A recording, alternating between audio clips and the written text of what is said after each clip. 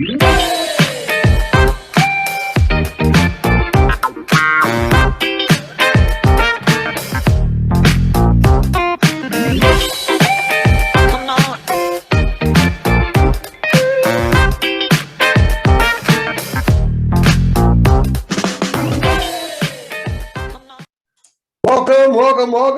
My name is Joshua Hale, and this is the Do It Live Autonomy podcast.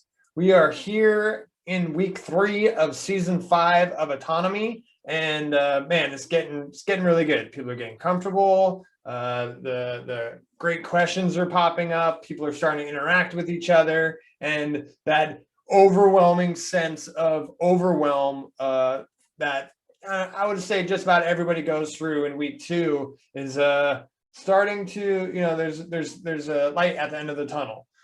Things are starting to become predictable. Like there's a structure, and as you start adjusting this into your own life, you're able to start seeing how doing small things daily, weekly, can really start helping you make some distance on achieving your goals. We're here with a bunch of season 5 students. This is going to be a review over the last week in Autonomy, and who knows where this conversation is going to go. I got some cool things to share with you all, just from a behind the scenes kind of look of working with Autonomy, and as the co-owner of Autonomy Unlimited, our digital marketing and consulting business, where we get to help out a lot of the student projects from Autonomy, and also help out small businesses out there get their offer in front of people. So this last week was the end of the first quarter in our now going into our second year of business as Autonomy Unlimited. I've never ran a business this big. I've been a freelancer. I've managed a small team, but this is growing exponentially. And so I'm stepping up. Richard's coaching me. We're also gaining more tools and skills and how to run and manage a larger business. And so this last week, we initiated our first quarterly check-in. It's kind of checking the pulse of our team, and it was extremely valuable. We ended up having one-on-one calls with a lot of our freelancers that work with us. What tends to happen each week is we're flying by in meetings and working on projects, but there's just not a lot of time for one-on-one dialogue. And so what we really focused on this last week was to hear from our team and see what's your goals? What are you proud of that you've accomplished lately? What are some of the obstacles from stopping you from reaching your goals?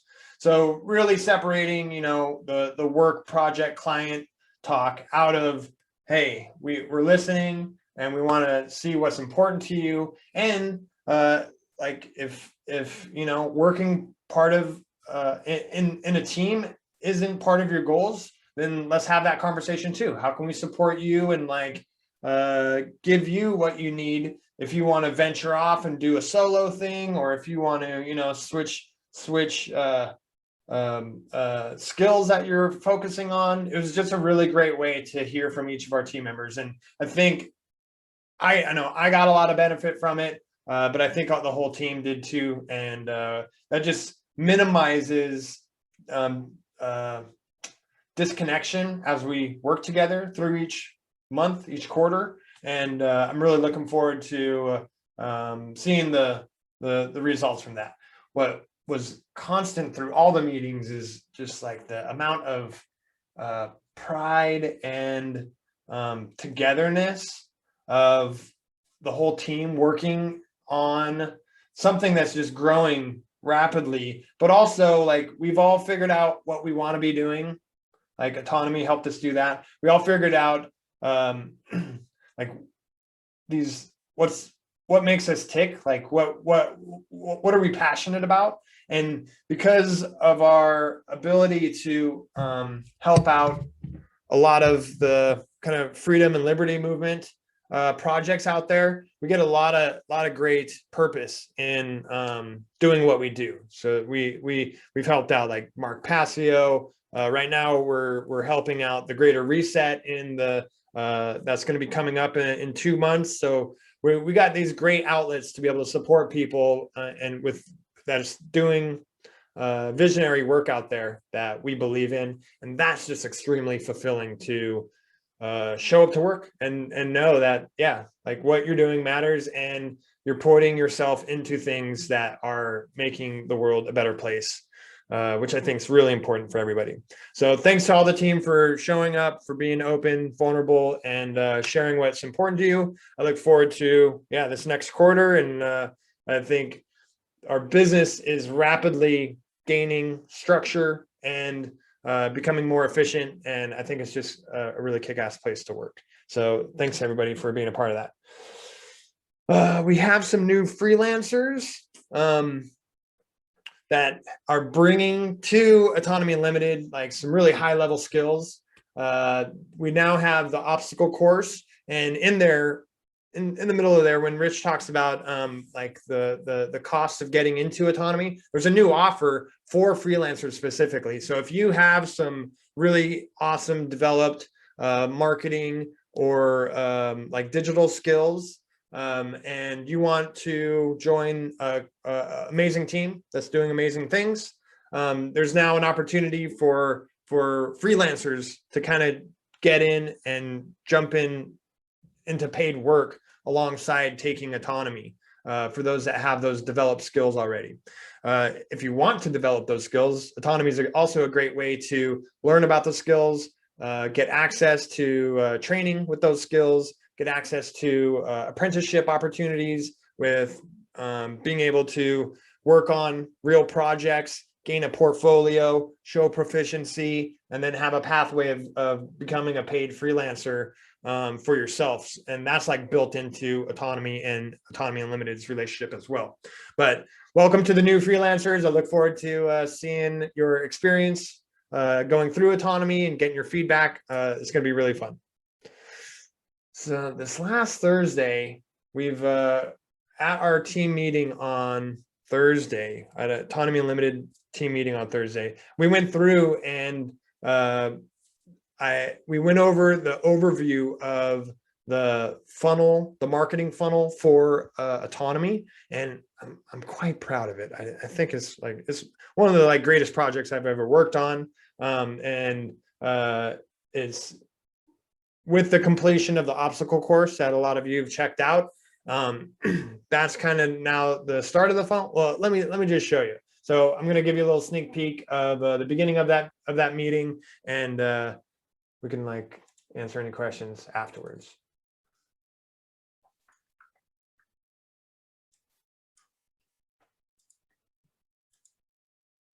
Channels, we have Rockfin, all the work that the Grand Theft World team has done that's bringing traffic into these locations, right? The Greater Reset, that's a good source of traffic.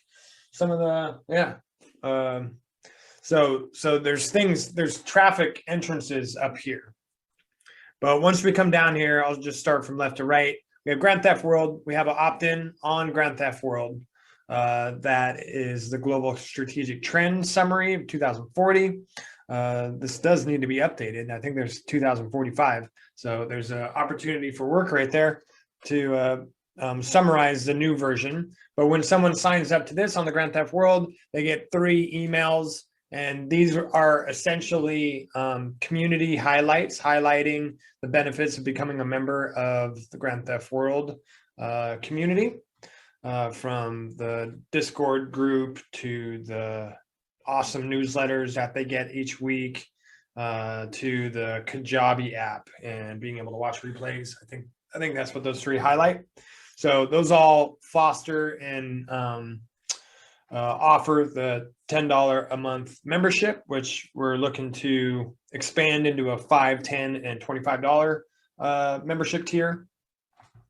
Getautonomy.info is one of our first websites, and it's in a good working condition now.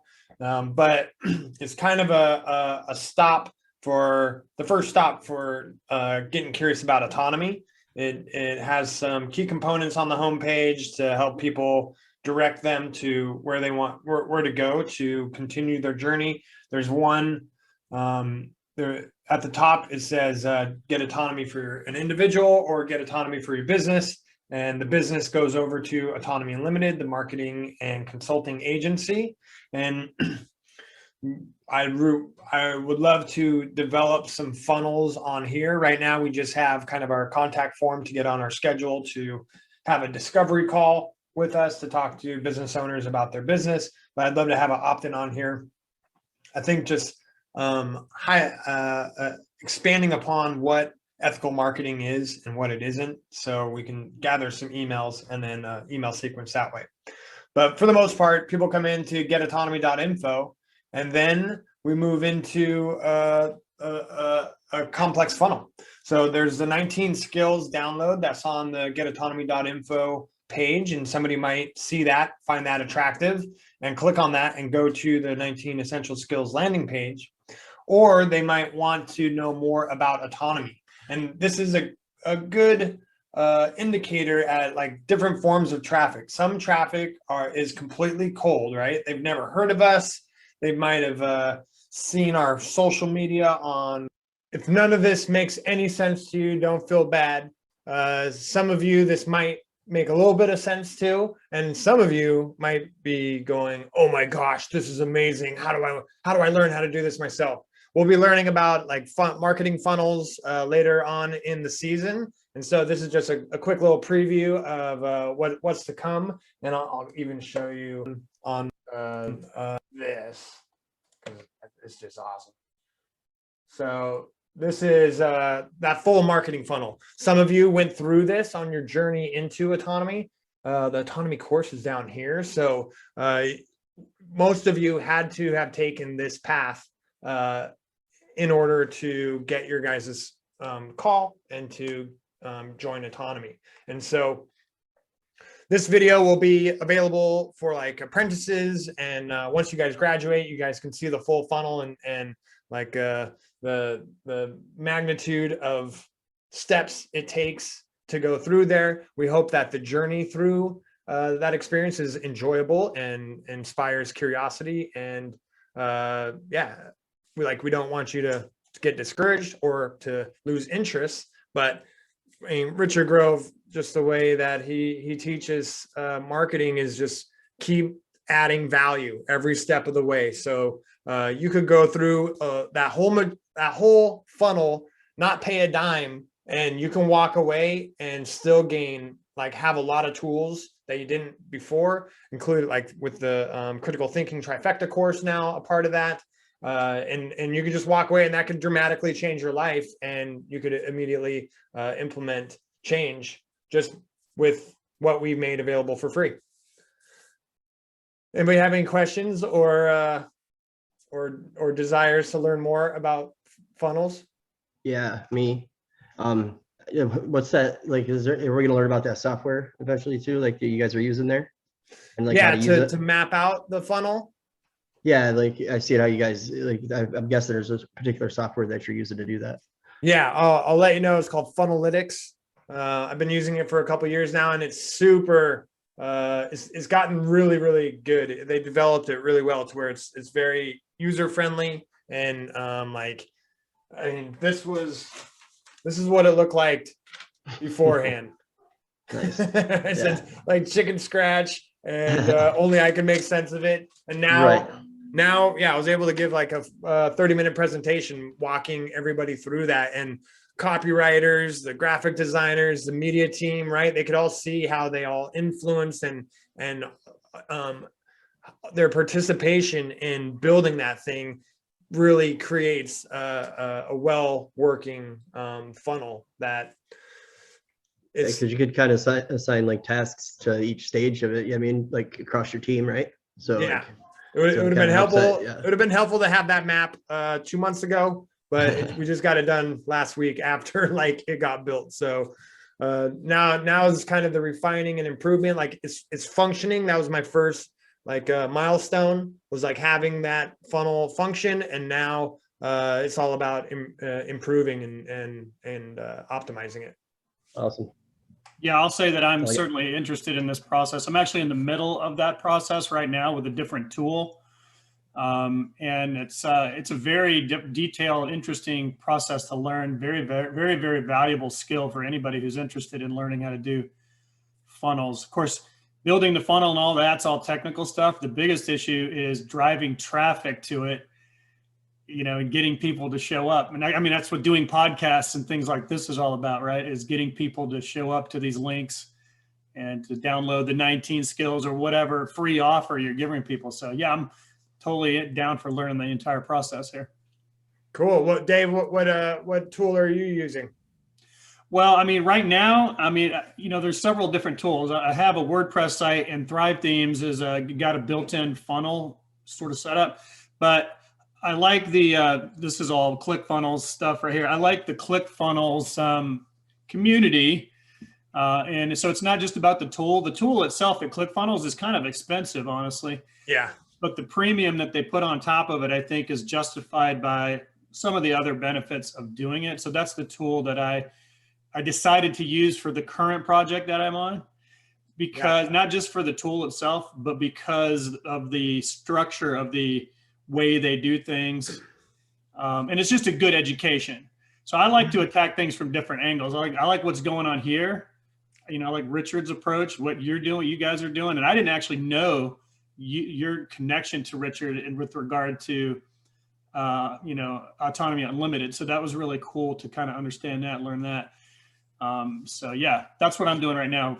So yeah, I can credit ClickFunnels with helping me out in my funnel education, because I paid for it, and then I was like, this is expensive. Yeah. Like, I can do this myself just by duct taping it all together. And so that's what I did with WordPress. And yeah, but it's a good choice for some people.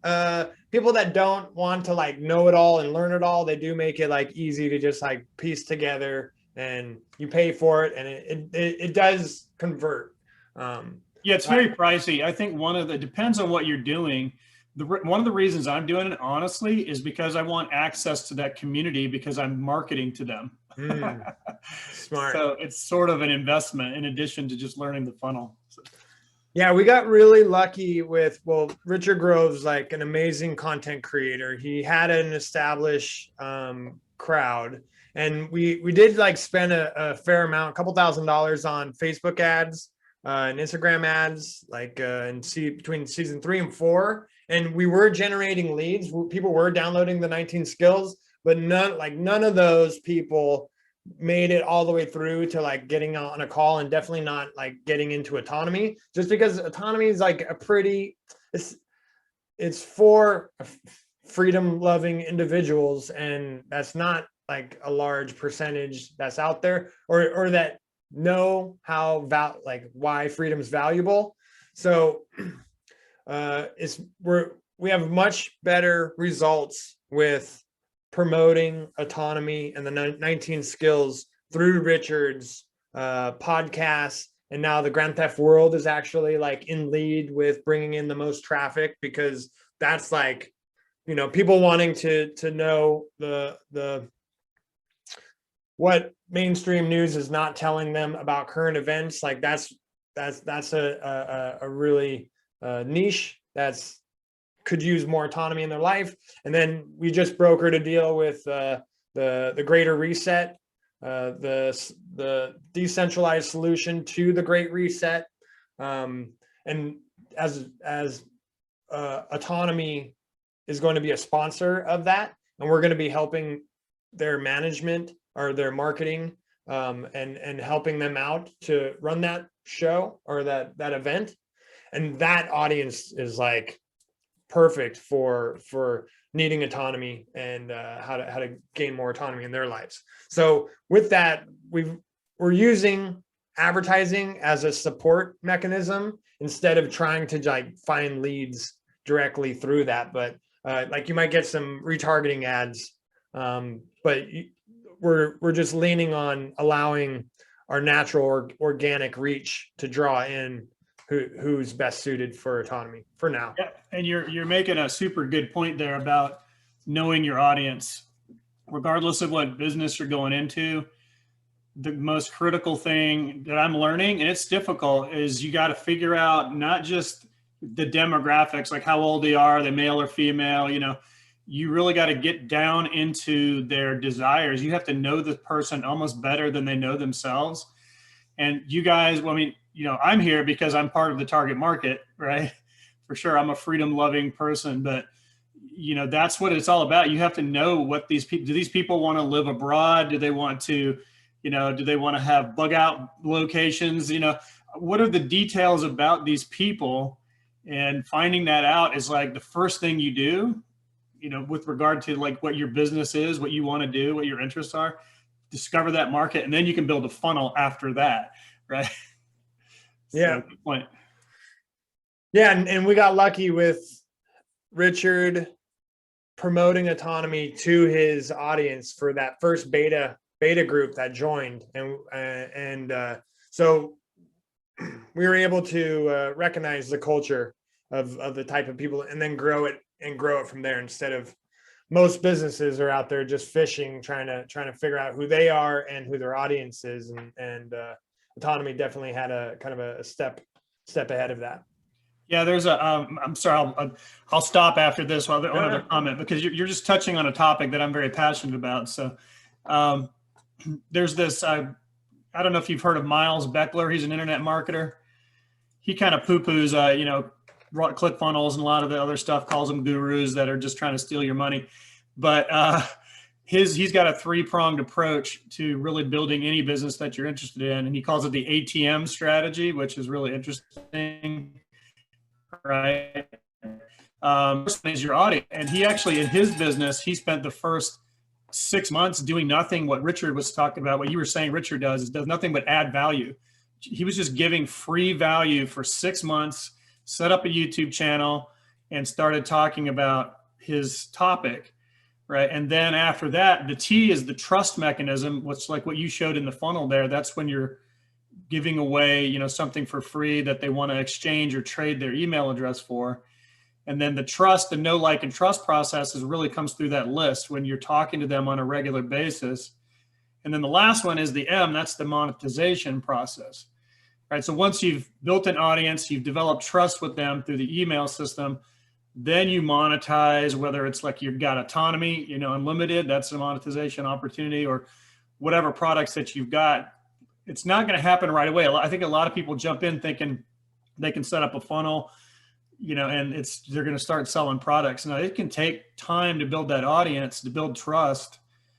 And, I just wanted to throw that out there. ATM strategy, very important. Yeah, that's good. With like the Greater Reset, they have immediate trust, right? They had like John Bush, Derek Rose, they had like a strong audience already. So immediate trust and a ton of value. I mean, that was like a 6-day summit that they did last time of all free information for decentralized solutions, but they didn't have like a monetary aspect to that whole project. So it was all just grassroots, and they like asked for some donations, but yeah, they didn't have an offer through all of that. Yeah. Well, there's different ways to monetize, right? I mean, like what Miles said is that when he was doing his building his audience for basically free for 6 months, nevertheless, he was still recommending tools and stuff that he was using as part of his process, and he would tie affiliate links to it. So it's not like he was making big bank, and he was just selling the things to them that he was using, so that he had honestly and ethically had an opinion on it. He wasn't just like saying, oh, here's this cool thing that he'd never used before. Yeah. So you can do that, right? While you're building your audience, you're just talking to them about what you're doing. You can say, here's some tools that I'm using. Like I went through Autonomy, right? And I don't know if Autonomy has any affiliate programs. I haven't actually checked, but you can say, look, I went through the process. This is what I learned. I gleaned a lot from it. If it's something that you're interested in, here's the link. And this is just while you're building your audience, right? You haven't even set up, maybe your email, or you haven't created your own products or whatever. You can sell other people's stuff. Exactly. And what Dave has some experience in all of this, and so everybody else on the call might be like, I don't know what you guys are talking about, but we're building the foundation here in Autonomy of establishing some values and principles and figuring out what's been done to us through the schooling system, how to undo it, give yourself permission to be successful, which is like pretty big. It was pretty big for me. And then we're going to be learning more of these tools as we move through the season. And this is just kind of a sneak peek at what's to come, because say you don't even have an online business, like these things are incredibly applicable to any project. Even if you're like doing activism, even if you're, have like community service and you're not looking to like gain profits, you still have to learn how to take your offer and put it in front of people in order to accomplish your goals as even activism or community development kind of stuff.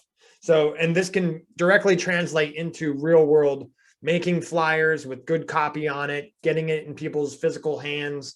So it's not just these like unknown things that you do online only, but it really translates across.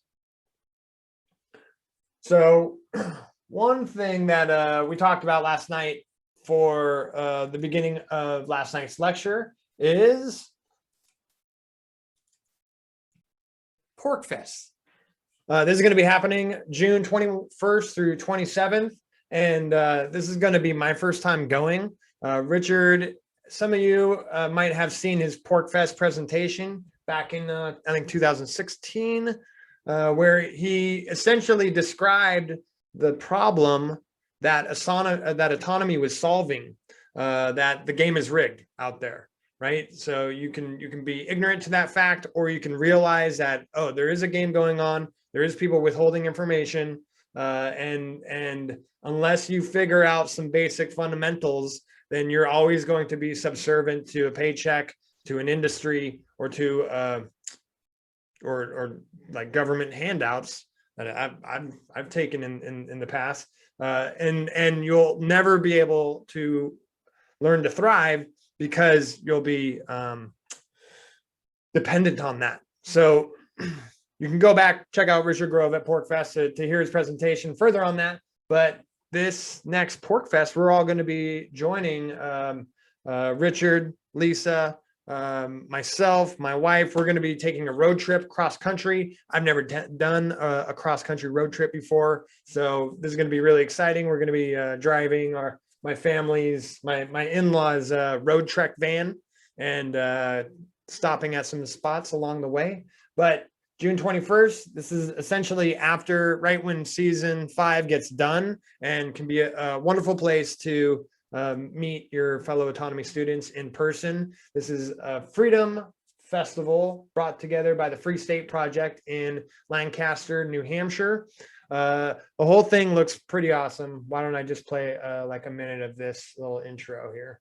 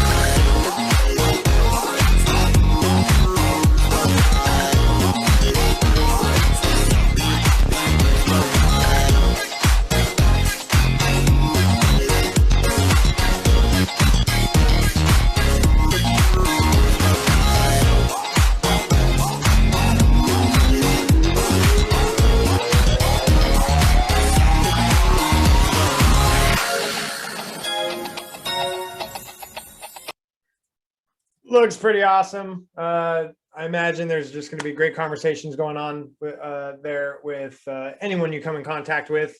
So I'm really excited to not only enjoy a festival after this last crazy year, but connect with our fellow Autonomy students. It's so cool to meet them in person. 2 years ago, we all self-organized and went to Red Pill Conference with G. Edward Griffin's event.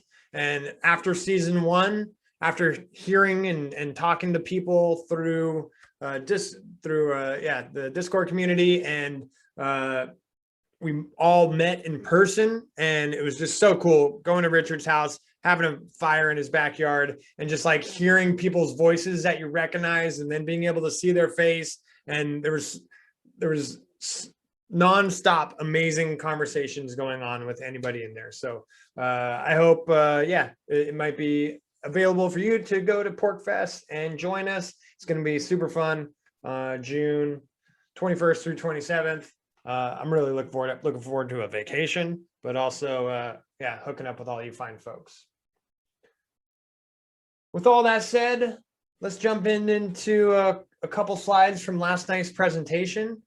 This one I thought was really well articulated. Just kind of showing. Well, let me hear from you guys. What did you guys gain from this slide or from the presentation last night in whole?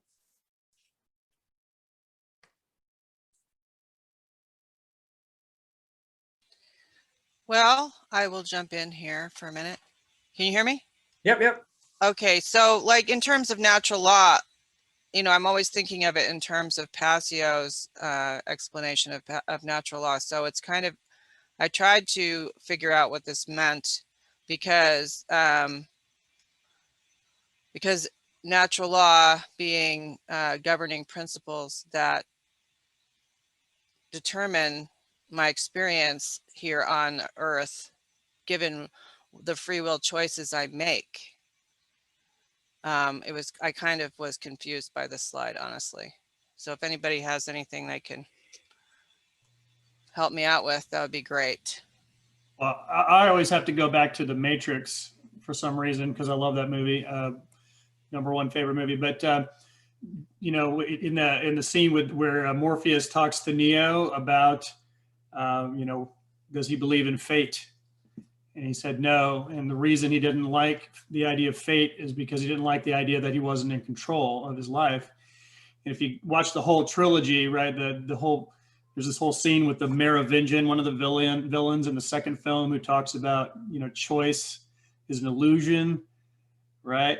But actually, choice isn't an illusion, because in the movie, The Matrix would fail if it wasn't for people having the opportunity to choose. They just couldn't accept the Matrix itself without the ability to choose. So you can see how these two concepts have to go together. There's natural law, there's things that are kind of out of our control, right? And we have to obey those. But then there's a certain percentage, there has to be a certain aspect where, we have this subjective feeling that we can influence what's going on, and that those two things together form our reality. I mean, because without the belief that we have free will, that's just slave consciousness, right? You can't really move forward without that. So it's a very, very valuable lesson. I think there's a lot of people out there. I mean, I went through a period of time in my life when I transitioned from being a Mormon to an atheist, and now I'm sort of past pure atheism to more of a spiritual bent.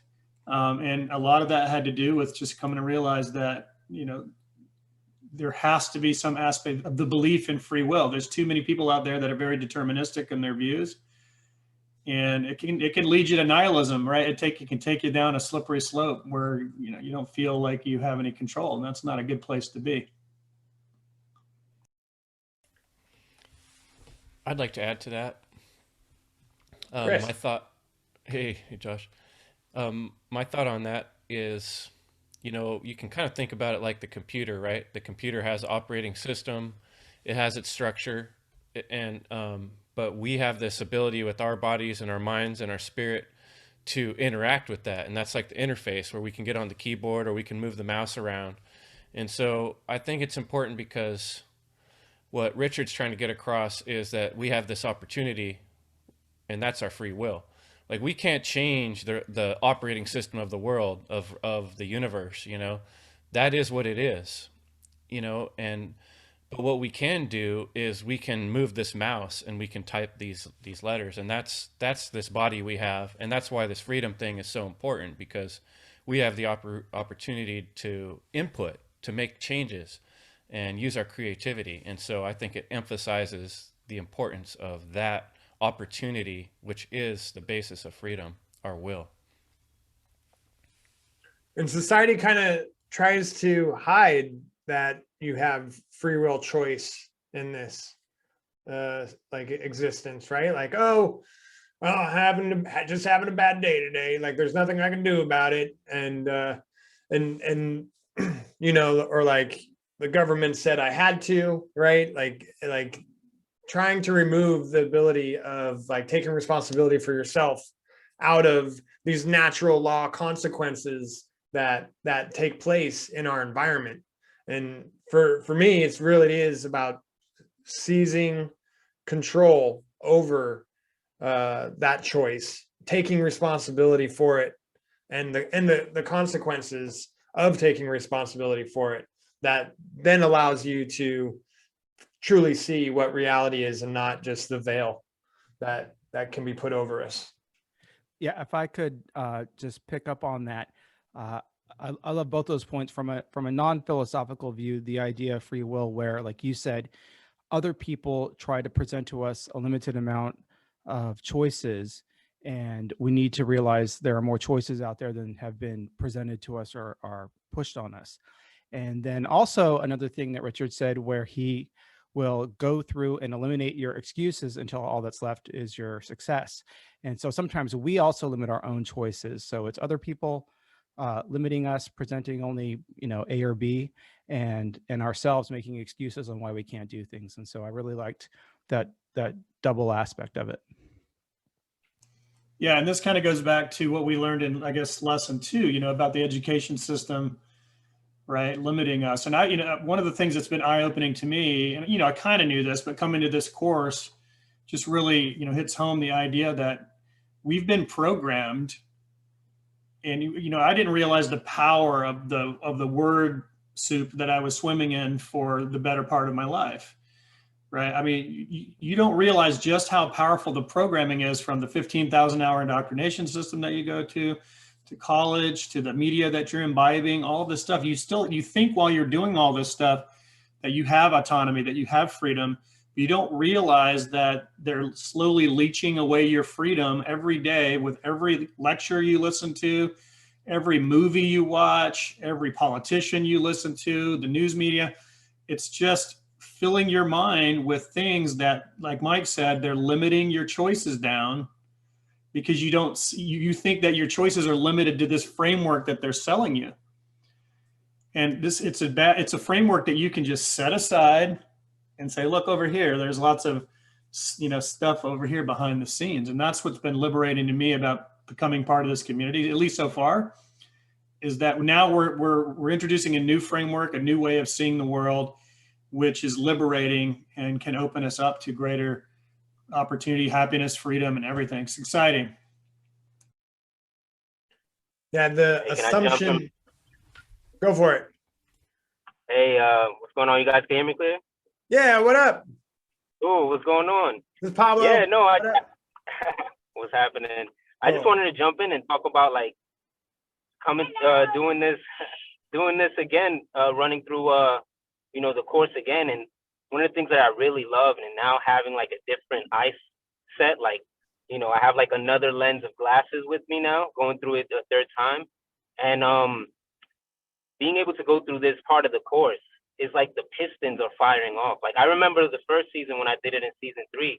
I believe this is when like Benny and Sonia Wills were like conceiving Parhesia, because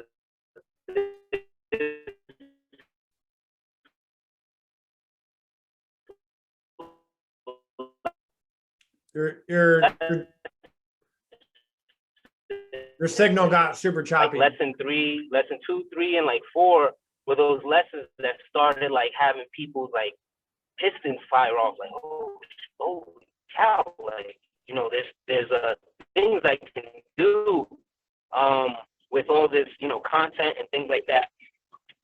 Geez, yeah, that's probably gonna. Can you hear me now? Yeah, you're good. Hello? Yeah, I'm probably gonna have to sign off. Cool. It was a really good point, Pablo. Yeah, this is where like you give yourself permission, right? That was awesome. Yeah, sorry, my service is pretty poor. I'll just let you guys take it away, but I just wanted to talk about the Pistons, and permission, like you said, is definitely what goes on in these early lectures. Awesome. Thanks for sharing. For sure. TJ, you mentioned that this quote made a good impact on you, right? Pay attention. There's a myth that time is money. In fact, time is more precious than money. It's a non-renewable resource once you've spent it. And if you spent it badly, it's gone forever.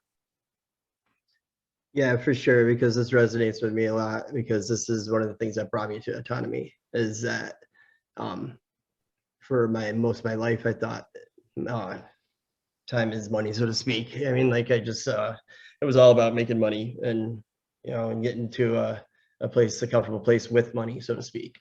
But now by doing that, I've sacrificed 80% of my time on a day-to-day basis. So I went over this before in the meetup, I think, too. But yeah, I mean, I spent all my time, and then you come to realize, like, it's just that's the more important thing, is having time to do the things that you actually want to do, and do the things that you, or like pursue the things that you want to pursue, and not just do the same, I mean, loop every day, you know what I mean, for the same outcome. That's very unfulfilling, right? So, and like it says in the second part, I mean, once it's spent, it's gone forever, right? So it's not something you can get back. So that's one of the things I wanted to come here and do, is figure out how to, one, make money for myself to get a lot of that time back, and to learn how to manage my time to be the most productive I can be on a day-to-day basis. So yeah, just resonates with me really well with what I came here to try to do. Yeah, TJ. Go ahead, Chris. I'd like to kind of tie that back into the philosophy of that last slide. One thing I was thinking about is, if you didn't have, you know, if you didn't think that there was the deterministic factor in life, if you didn't, you know, a lot of people out there, I think the majority of people don't believe that there is a such thing of natural law, that everything's just everything. Everybody can have their own truth. You can believe whatever you want, and there is no operating system to this world. And with that point of view that's being sold through school and in the public, then it leaves you in a place of confusion and kind of feeling lost. Like, then if I apply my free will, it doesn't matter. It could go in any direction. Whereas there is this reassurance that if I start putting my time and energy into something valuable that helps people, that, in other words, every action you do in this world matters. Everything we do matters. And that's kind of like my focus, is the philosophy of morality, that everything we do matters. And so if you see the world that way, and you understand that it does matter, then that makes you value your time more. And you're like, am I really going to waste the next hour of my time just watching some crappy show? Or am I going to spend that time doing something that might help other people, that might help my younger self when I was stuck? And so to me, that understanding of that equation, and understanding the value of your time, gives me leverage on the future of trying to make sure that I'm spending my time with things that are worthwhile, that make me feel good about being who I am. Can I just add some thoughts on money and time? Because, I mean, the way I look at money is frozen time, right? But you have to start with your own time, and you produce the money, and then you can take that money, that frozen time that you created, right, at the foundation, and you can trade that for all kinds of different things, Right? You can trade it for food, you can trade it for entertainment. But if you here's the cool part is, even though you can't leverage your own time with money, you can leverage other people's time. So then you now have the ability to make a choice. Like Chris was saying, you make a moral choice to say, look, I could go buy some junk food, or I could spend it on a video game, this money that I earned, or I could say, look, I'm going to make the moral choice. I want to contribute back to the world. I'm going to use that money to hire someone else's time. And now I can start leveraging time because I'm creating something for other people. I'm going to have these other people help me. So your own time can be sort of the pea-sized snowball. You turn that into money, and then you start funneling it to people that can help you build a vision, a dream of, maybe if you're Chris, you're going to start teaching lessons on, living the moral life, right? And you can hire people to help build the website and stuff like that. So money is leverageable. Time is leverageable as well, but only other people's time. You can't leverage your own time. You only have so much of your own, right? So I just wanted to add that in there. This is the thought process that I'm working through right now. I'm just at the beginning of this myself. I understand it intellectually, but the application of it, I think, is what we're going to learn a lot here in this school, and being part of this is how to use that leverage. At least that's my hope. Yeah, thanks, Dave. 10 years ago, I was working in the restaurant industry, and that's all I knew how to do was trade my hour for this like poor, very low hourly wage. And like, I'd get a paycheck every 2 weeks, and like, I couldn't think how I could possibly make more money because I can't work anymore. I'm like already working like 40 hours a week. How do I like make a bigger paycheck? And I knew I had to like just get out of that whole industry. And that's kind of where I started heading in the direction of marketing. And still, it's been growing and developing of how do I leverage my time better, to where I was a solopreneur, and I was like still kind of working with my hours. And then I realized I could like hire a team around me, and we can get a lot more done in that week than what I was able to do previously. And now I'm shifting my mindset of I'm not selling still even like my hours or my team's hours. We're selling results, and that can have drastically different outcome in value than like, sure, we'll give you 25 hours this week and see what we can do. And that's where you really let go of it. And then even internally, I'm now strategizing like, okay, I'm gonna like, a friend of mine asked me for some information on X. Instead of just like, doing a little bit of research and sending that information, maybe I can do a video, and then I can also like put that video up on my BitChute account. Oh, and then while I'm doing that, I can like share that into the Grand Theft World community, and like leverage doing one task to many outcomes, so that I'm not just doing things with one outcome. And now I'm just like naturally doing that, where like the time I'm investing in things is having a much bigger output than the way I used to think about things. I learned that from Richard Grove. Hey, it's Amanda. Hi. I haven't talked much because my schedule is a little, backwards for you guys. But I think that also kind of correlates back into the free will slide that you had up. Because when you talk about subjective, like your subjective opinions being your free will, subjective is how you feel about life and yourself, and you base all those opinions on that. So when a job correlates your time with $18 an hour, I think it does a lot to us subconsciously too, in terms of like how we value ourselves. So I'm definitely like props to you for getting out of that. And that's what we're trying to do. But I think it's all like interrelated, because like you said, you work and you have this number put on what your value is. And I don't always think it's the best thing for people. So For sure. yeah. Yeah, I remember being excited because I got a quarter raise after like working a year. Yeah. Yeah. Yeah, it's crazy. I'm a building supply manager, and it's horrible for me because I have a lot of people that work for me. Like I have 86 people that work for me, and 45 of them are hourly.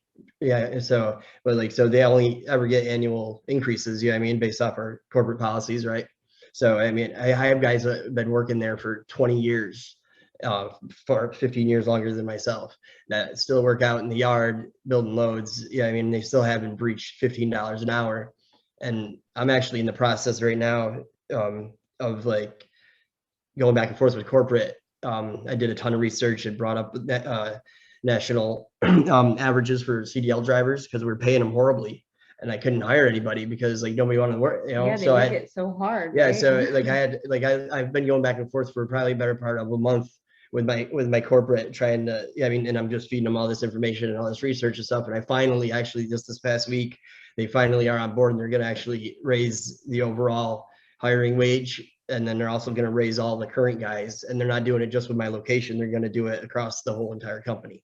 Wow. So I'm super happy Yeah. about that. As a super accomplishment for me. Yeah. But like But that was the most fulfilling thing I've had in my job in But a it year. took a lot. It took a lot of work and research for him. Yeah. And that's the funny thing. Like they will pay you the least amount that they possibly can if you Mhm. don't say anything. Yeah. So like even if some people do work hourly jobs or whatever, they're taking this course, hopefully they'll get like a better value of themselves to be able to do that research and speak out, because it's horrible. I see it at my work all the time. They will pay you the least amount that they can and work you as hard as they can. And if you don't say anything, you're like stuck there, you know? And schooling prepares you for that. Like they really create the mentality to be appreciative to anything that you get, right? But and one aspect I want to point out is like hourly relationships can be just fine if I'm working on like a passionate project that I'm like stoked, you know, I'm learning permaculture next door. Like I could be happy working for free because I'm gaining a skill. But then if they wanted to pay me an hourly on top of that, it's just about not being dependent on it, not Right. And having choice. Like in that, like you're not begging for the low hourly wage that's out there. But if you're passionate about something and that's giving you fulfillment, like the monetary outcome isn't the only thing to And it's value. it's not defining your value, like you know what I mean? Right. You're just, you're doing it for just to do it. And then, Yeah. like you said, it's as long as you're not dependent on it. But like when you got guys like I have work for me that like that's their job. That's all they got. And they're like scared to go anywhere else. So they'll take the amount of money Yeah, that we so give sad. them, and there's no questions asked. I have a guy that lives right up the road, and he lost his license.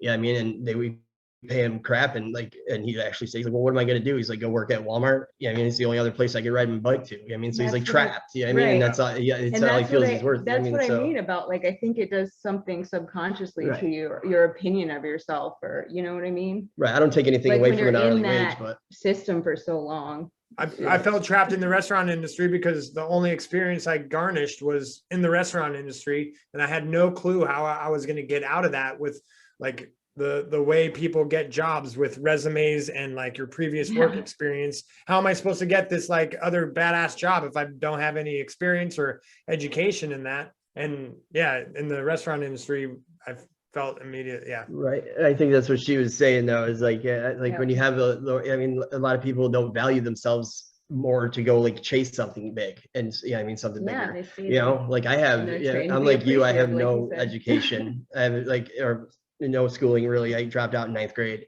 Yeah, I mean, I never thought I would be able to get to this point until I had, yes. But I never thought I'd get to where I'm at in life now, like, and how successful I've been over the course of the last 5 years.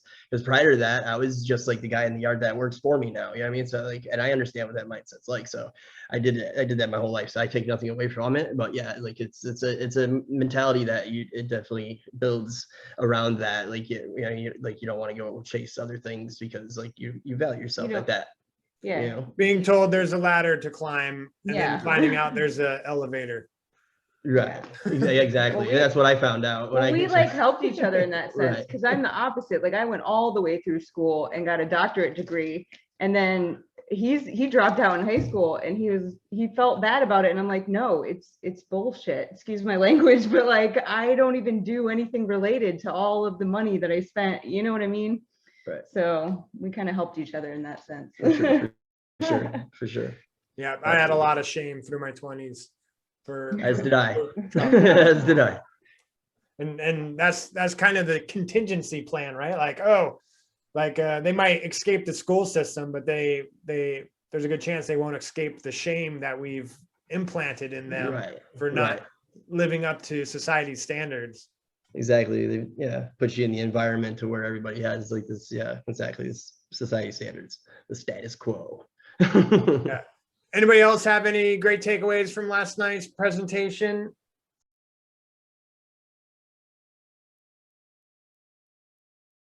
How about, has anybody had their first interview? Meeting other students? I know it's been like 12 hours. Cool, well. I actually talked to Lawrence and Sydney this week, just kind of before I even knew about the Jumping the gun, nice. Yeah. When I caught that Lawrence had some retail stuff experience, and then he looked with Autonomy, and I think Lisa maybe said something about that, because I work at Whole Foods right now for the third stint, just as our farm wasn't going to produce enough income through the winter, and it was just super easy to get right back in the door. But how do I get out? And then heard about Lawrence, so I reached out and got to talk to him, but we just kind of scheduled that through Discord. Great. And chatted a little bit, just through DMs, and then last week on the Q&A, Sydney responded to a marketing question that I had, and he was like, "Here's my calendar link, make an appointment," without actually saying that it was I was kind of figuring that out. So, and it was really great. It's really awesome to be in a supported community where you feel like you're actually going to be heard, instead of being, there's so many people in the real world who aren't ready to have those conversations, or aren't ready to listen because they're trapped in their own stressful lives. So it's really great to have that aspect of it. Yeah, nice. Well, yeah, sounds like you're doing what was coming natural for you, right? And yeah, I think so. I definitely, I actually had a really good exercise today of having to be quiet and not talk, because we went to the Herbal garden tour, and the lady who was leading it through her home garden was talking about all these plants that I have relationships with. And I found myself being like, well, that's not how I would do it. And that's not very efficient. But then I realized that's not my place. These people didn't come to hear me interject into her thing. So I had to reverse that, because I'm usually super talkative. So it's interesting to have that experience, to go jump right in and talk to people, and then also see the inverse of it, where it's not your turn. You have to be respectful, and maybe there was I ended up having to chase the baby around, so I didn't get to hear much of her presentation. But I thought maybe there's something I could learn that would increase my knowledge or relationship to any one plant. And if I learned that, it's great. Or if I just learned that sometimes it's not my turn to talk, that's enough. yeah, there's always something to learn, even that introspective, you recognizing that was going on, right? A lot of people don't even have that level of awareness, and they're just on autopilot, reacting to their environment. But they're, especially as you grow in experience or knowledge in certain areas, and you get around other people, and yeah, knowing when to shut up is an extremely valuable tool. Yeah. Well, I thought it was tremendously important, kind of the middle of the lecture. This class is a place to fail. I meet so many people who I work with, who volunteer, who, try the best they can with what they've got. And they say, well, I failed. I'm not going to do anything anymore. And it's a terrible way to have an organization run, a volunteer organization run, if you don't say, hey, we can fail and we can get up and we can go do this differently. We can learn from it. And that's really important, that you allow yourself to fail. Absolutely. It's uncomfortable, and I've learned to like cherish that discomfort now, to where now I'm kind of like excited, like, oh, I'm a little scared to do this. This means like I'm going to be doing it. Awesome. Yeah, and another way I've heard people talk about that, because maybe people aren't comfortable with the word failure and what it implies, is just look at it as feedback. The sooner you act, the sooner you get your feedback. You could call it failure. You can just call it information. Now you can make your adjustment. But always sitting back, not moving, hedging, planning, you don't get your feedback, and you don't get an opportunity to make adjustments and make progress. Exactly. And being in an environment that gives you permission to do that, it's just to help you get into that habit of giving yourself permission. So like, no matter where I'm at, this is now my default. And I'll share a little trick. This wasn't in last night's lecture, but I picked this up from Brene Brown, who is a researcher. She's researched vulnerability. She has a great TED Talk. But one tool that she uses is, say, easy example, say, you're dating a new partner, a girl, and or guy, and you're nervous and you don't want to look a fool, but then you like trip right in front of them, and then you're like, oh man, that you seize up inside and you're like are embarrassed, and you just completely made a fool of yourself, and you're stuck in your head. And Brene Brown says that immediately, or as soon as you can become aware of this and remind yourself of this, think of something you're grateful for.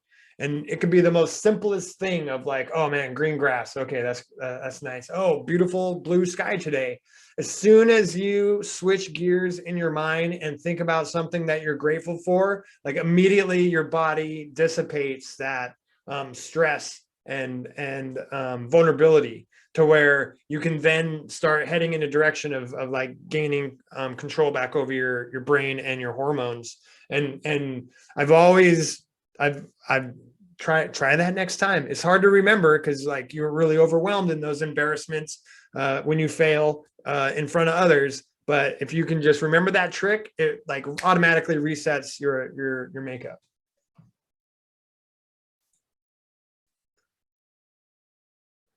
Well, this has been a really exciting episode today. Anybody have any final comments or want to share their experience thus far into 3 weeks of autonomy before we wrap up?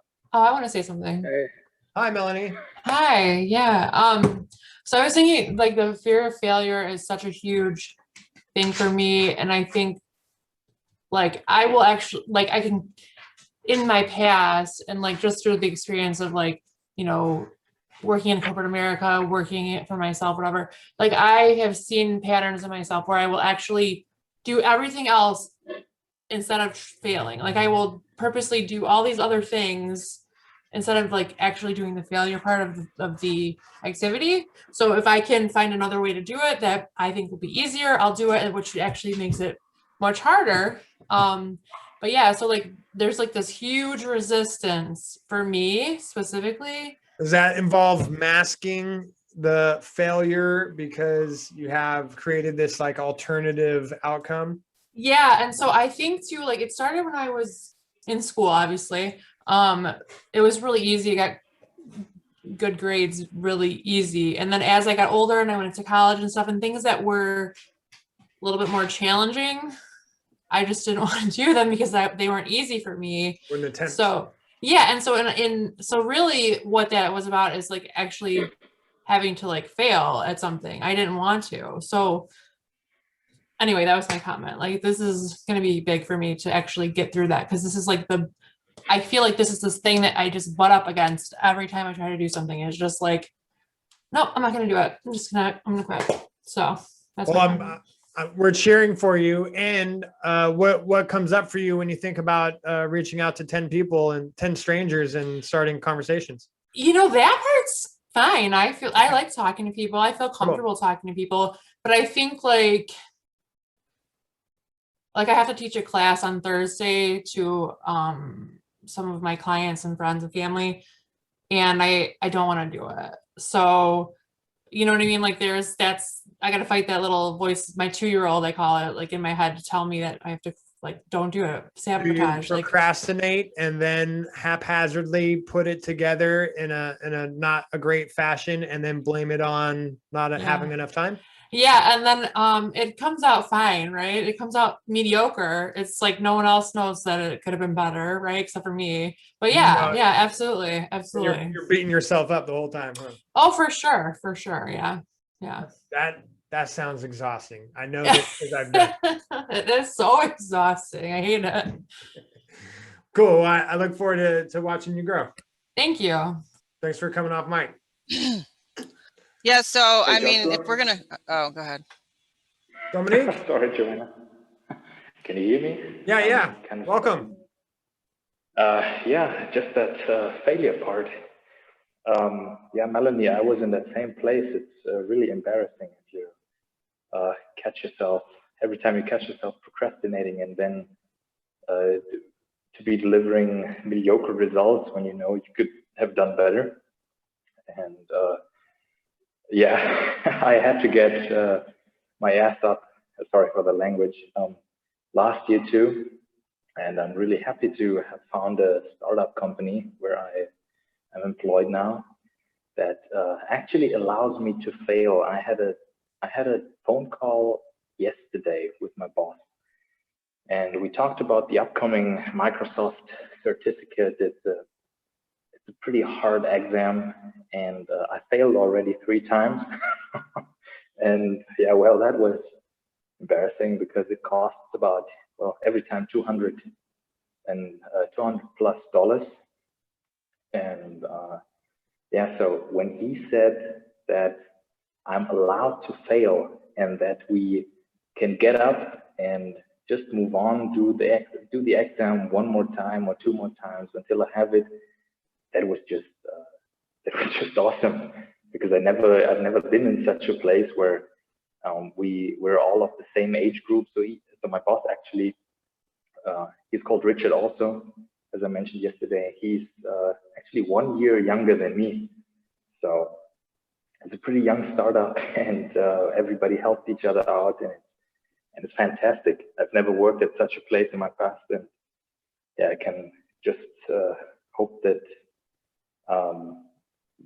those of you who are employers as well can create that kind of environment where you encourage your employees to actually to be allowed to fail and to make it better next time. Yeah, so Thanks for sharing that, Dominique. Like now that I've tasted that, like I can't imagine not working in that kind of environment, because you're afraid, you're walking on eggshells, and yeah, it really stifles creativity and production. Thanks for sharing. Yeah, exactly. It lifts you up. Cool. Well, fail fast, fail often. Yeah, I just wanted to jump in, especially because you're about to end. I don't know why you guys are ending early, but yeah, I always give up immediately when I fail. I'm sure it's school. I'm sure it was school that did not encourage failure. And so yeah, no, I mean, I know a guy who teaches another kind of motivational class here face to face, and he calls it second force. The minute that you start out to do something, it may go smoothly to begin with, but then it's like a wave, like that second wave comes up and hits you, and you're supposed to go through it. I never go through it. I always just go home. So time to change that. I like the idea of the attitude of gratitude, though, as a way to combat that. and also to take it as feedback. I mean, but I've just never had anybody there to talk it over with when it happens, because I'm always trying to do it by myself. Yeah, that the trick sounds woo-woo until you can use it and watch your body chemistry react to shifting gears in your mind. It's really amazing. Well, Joanna, I'm glad that you're still here. You came in halfway through last season, and yeah, you're on path to growing out of those old patterns. Well, we are gonna go for it. One thing about the failure for Joanne is that you do have to have somebody there who will say, it's okay, and let's move on. It's very difficult to just do it yourself because you may not have the right perspective of what happened. That's all. Yeah, what Adrian just said, I mean, super vital point. I mean, you know, I've failed for 45 years straight. And the biggest aspect of that is that I wanted to just do it on my own. And I credit all of those losses to just saying, I'm going to do it me, just me. And then I got divorced a few years ago. And it was after that I said, I've never gone out and paid to be part of a community, right? Or joined a community or something. And as soon as I started doing that, it's been about 3 years now, I'm still figuring it out because I've joined different communities, but I'm feeling that this is the right place because I share a lot in common with, in terms of viewpoints and beliefs and with you guys. And I think that's what Adrian said is so critical. You need other people to be there around you to support you when you're failing. Because if you're just out there on your own by yourself, especially if you're doing entrepreneurship, it's a lonely, lonely road. And to have some people around you to just say, hey, look, it was just a failure. Here's what I think about that. And then start over again. It's super valuable, super valuable. So yeah, definitely. Yeah, feedback on reality. And Chris mentioned this last night in Q&A of how he's able to reinterpret reality. Like when something spilled in the kitchen, right? Instead of like, oh man, why did that cup spill? Like, oh, focus your attention on like what also happened that was a positive in there. Like, oh, the family all came together and helped clean it up and we're all laughing and joking about it. And you can absolutely reprogram and interpret what reality is. And the more you do that, the quicker it happens in real time to where like Richard Grove is pretty amazing. I heard this one story and he's able to do this in real time and just like always find the silver lining in every situation. But one story especially was he found out Lisa, I think Lisa came to him. She said, oh man, he's going to be upset about this. But your son, he tried to wax your car with Brillo and scratched up the whole side of his car. And she's like, this is going to break him. This is going to break Richard Grove. And Richard Grove said, yes, this is great. I have an opportunity to teach him how to polish these scratches out. And Lisa was like, he didn't even like miss a beat. And that's through, just programming how you interpret your environment and looking for the value that you can always add. Well, that's going to wrap it up for this week's Do It Live Autonomy podcast. Thank you, everybody, for checking out and watching. Whatever you're watching this on, BitChute, YouTube, where else are we? On the website, getautonomy.info. Make sure to like and subscribe so you can check us out each week. Better yet, why don't you, if you like what you've heard, why don't you join Autonomy yourself? You can look in the description below, and there is a link to the 19 essential skills not taught in school. If you've made it this far, then I'm sure there are some skills in there that will resonate with you or that weren't shown of high importance through your schooling experience. And then you can check out our awesome funnel that I was showing off earlier and hopefully gain the value out of that, get your questions answered, and figure out your path and find your path to autonomy to join this amazing community and this ongoing amazing work that we're all doing. Thanks everybody for showing up and sharing your experiences this week. I'm looking forward to this next week. Things are about to get really exciting, and we'll see you guys at next week's lecture. Bye.